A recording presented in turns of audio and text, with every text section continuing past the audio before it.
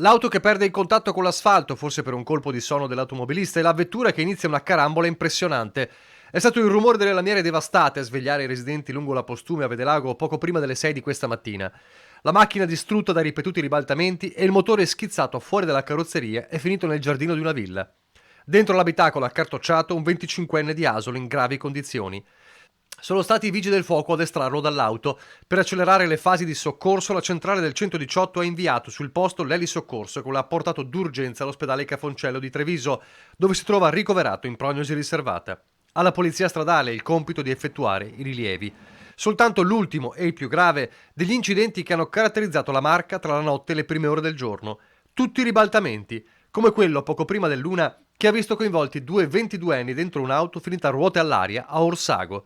In questo caso, fortunatamente, ferite meno gravi del previsto.